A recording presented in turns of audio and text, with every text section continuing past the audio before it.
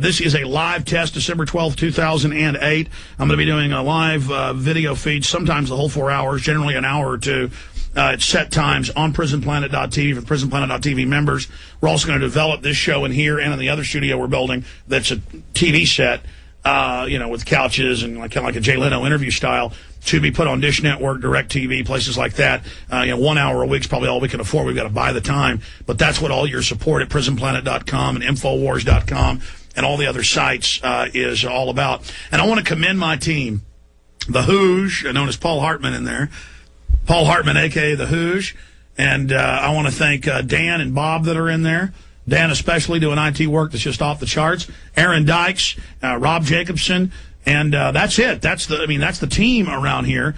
The other folks are a couple people in shipping, one in customer service, and then the writers, Steve Watson, Paul Watson, Kurt Nemo, and then one other IT guy, Dwayne Coots, who is in Louisiana, just does some side work. That's the team. That's it. That's all there is here.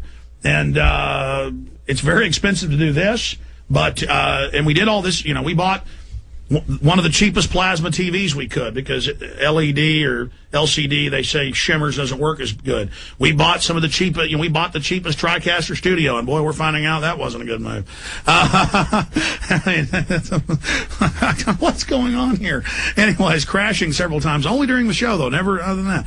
And we bought the cheapest robotic cameras there are, though they look pretty good. In fact, maybe one of the robots can aim at one of the other robots. I don't know if they can shoot through that tripod and get them. It doesn't matter. The point is we'll give you a tour in here, and we're going to light it up even better. And some days I'm going to wear a suit and tie in here to, keep up appearances, as they say, as Hyacinth does, and Mrs. Bucket does. And then we are going to, again, build an even nicer TV studio in there for interviews as well. And I'm going to put a little lectern in here and do announcements, a little focused 5-minute announcement, little newscast. And I'm going to try to squeeze in like a 5-minute produced quick news blitz every day where I'm focused right into the camera, covering the news with the articles going bam, bam, bam, bam. So we're trying to do that for everybody as well, just intensifying what we're doing. And I commend the entire team. And I hope people out there will financially support us because this is all very, very expensive. And it was not my idea to have the Ron Paul money bomb, but the folks that did the original Ron Paul money bomb came up with the idea. I said, okay, might as well get behind it. $249,000 was raised. Doing this on the cheaps has been $160-something grand so far. Running through that money fast. Building the other studio, we're probably going to run out of all that money. And then I've got to come up with my money myself. It's not too expensive. Really, a couple $1,000s a pop to get on Dish Network or DirecTV. If they'll let you on is the issue. I'm going to have to buy it in select cable markets. Then there's all those hassles. There are a few TV little channels that so they're interested in carrying the show themselves, but they've got maybe 1 million viewers a day on the whole channel and maybe 50,000 tuning in, but it doesn't matter. That'll go out internationally, and that's just one more thing we do. We do lots of stuff here. But I do want to say, go to Infowars.com, buy the books, buy the videos, the PrisonPlanet.tv memberships, give them as gifts because that is where the money's going. That is what is funding this operation, and we'll soon give you a tour of the rest of the building and what we're doing here. Let me jam in some final phone calls for folks that have been patiently holding out there in internet hinterland. Sherry in Texas. Sherry, you're on the air. Welcome.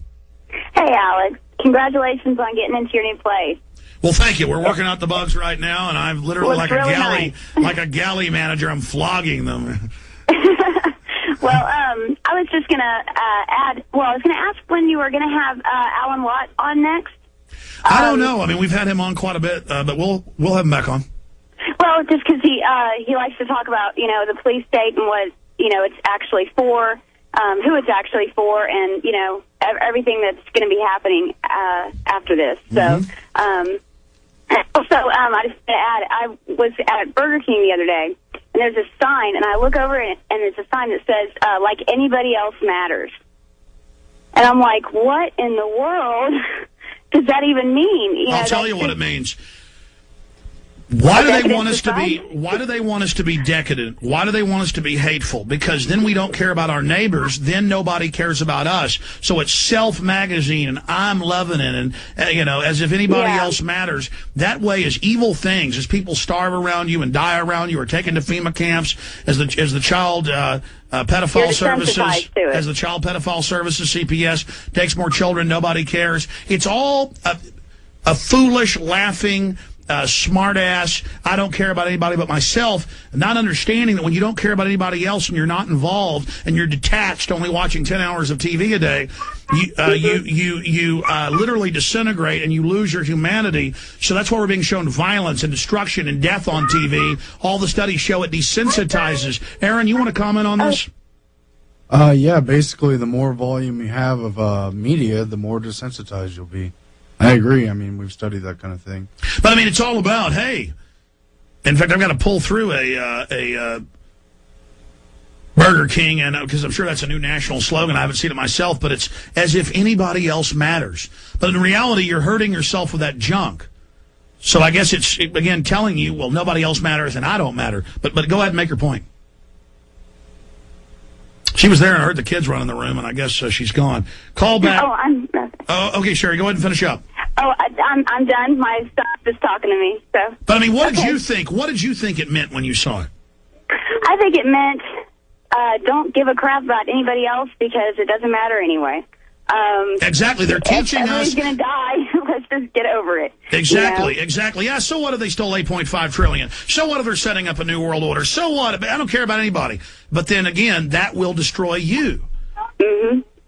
It eats you up inside, because if you don't care about other people, that just shows how much you care about yourself, which is none. So. Well, exactly. But it's more than that. If no one cares about anybody, we're not unified. We're not human anymore. We're all balkanized. We're all stranded. We're all isolated and cornered by their big global enslavement architecture. The New World Order is unified, and they want us all broken up. That's why they said 100 years ago in government documents, and we've covered them all, literally on the show by name, how they had to break up the family, how they had to destroy the family, how they had to.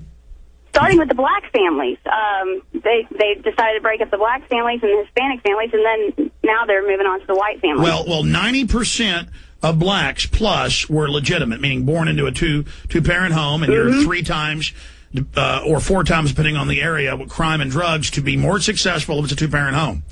There you go. Not attacking single parent. The point is they want to break it down. It's hard for 2 parents to raise children upright. So they went in with money in the 50s and 60s and said, women, black women, we're going to pay you not to have your man in the house. And within a generation, they've gone from 90% legitimacy to 92% illegitimacy. And now, having welfare babies. And now whites are 50% illegitimate.